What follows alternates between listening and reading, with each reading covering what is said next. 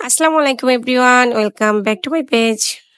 কোরবানি ঈদের দ্বিতীয় দিন ছিল হুনুসোনার জন্মদিন। এর আগে কখনো সবাই মিলে হুনাইফের জন্মদিন এভাবে পালন করার সুযোগ হয়নি আমাদের। এবার সবাই গ্রামে থাকায় আমরা সবাই মিলে সন্ধ্যায় রেডি হয়ে চলে যাচ্ছিলাম হুনাইফের গ্রামের বাড়িতে। বাচ্চাদের দায়িত্ব ছোট ফুপি নেওয়ায় আমি ডিংডাং করতে করতে সিনানের পাপার সাথে বাইকে চলে গেলাম। আসতে অবশ্য আমাদের অনেক লেট হয়ে গিয়েছিল, কিন্তু এখানে এসে দেখলাম এরাও কেউ রেডি হয়নি এখনো। এটা হচ্ছে আমার মেজ ননাসের শ্বশুর বাড়ি। দিনের বেলা হলে চারদিকটা ঘুরে দেখানো যেত, রাত যেহেতু তাই আর ঘুরে দেখানো সম্ভব হলো না। এই যে একটু ডেকোরেশন তারা নিজেরাই করে নিয়েছে বার্থডের জন্য, আর আমরা উপরে চলে আসলাম, সবাই মিলে একটু ছবি তুলছিলাম। এরপর আমাদের জন্য চলে আসলো ওয়েলকাম ড্রিঙ্কস। এত গরমের মধ্যে এটাই অবশ্য দরকার ছিল। একটু রেস্ট নিয়ে আমরা সবাই নিচে চলে আসছিলাম। আর এখানে হচ্ছে হুনাইপের জন্য 3টা কেক অর্ডার দেওয়া ছিল।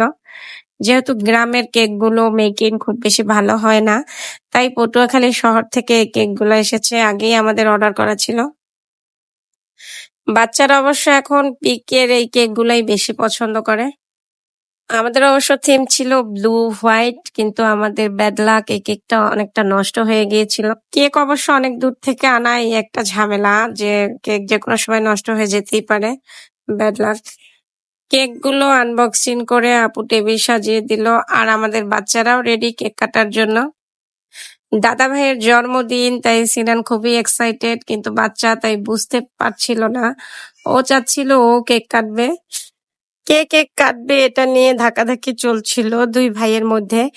আর ওরা হচ্ছে কাছাকাছি এজের, এজন্য হচ্ছে ওদের খুনসুটি মারামারি এগুলো লেগেই থাকে, এজন্য এগুলো খুবই নর্মাল ব্যাপার আমাদের কাছে। এখানে আরো অনেক বাচ্চারা ছিল, এরকম পার্টি অবশ্য বাচ্চারা বেশি পছন্দ করে, ওরা সবাই অনেক বেশি এক্সাইটেড ছিল। হুনাইবকে আজকে বেশি সুন্দর লাগছে, কারণ আজকে তার জন্মদিন। আর হুনাইব এখন বুঝতে পারে জন্মদিনের ব্যাপারটা, পার্টির ব্যাপারটা, এজন্য সে বেশি এক্সাইটেড সবার থেকে। হুনাইবের জন্মদিন উপলক্ষে পরিবারের সবাই উপস্থিত ছিল। আপু ভাইয়া হুনাইবের জন্মদিন পালন করতে খুব বেশি পছন্দ করেন না, এজন্য এখানে বাহিরের কাউকে ইনভাইট করা হয়নি। এখানে হচ্ছে পরিবারের সবাই বলতে হচ্ছে ওর দাদু বাড়ির সবাই আর হচ্ছে ওর নানু বাড়ির সবাই। এই আমরা সবাই মিলে ওর জন্মদিনটাকে জমজমাট করে ফেললাম। বাচ্চারা এক এক করে সব কেকগুলোই কেটে ফেলছে, সবাই আনন্দ করছে, এটা দেখতেই ভালো লাগছে। জন্মদিনের কেক কাটা শেষে আমাদের সবার জন্য অনেক ধরনের খাবারের আয়োজন ছিল। এখানে খাবারের ভিডিও আমার করা হয়নি, কারণ হচ্ছে মুরব্বিদের সাথে একসাথে খেতে বসলে ভিডিও করলে তারা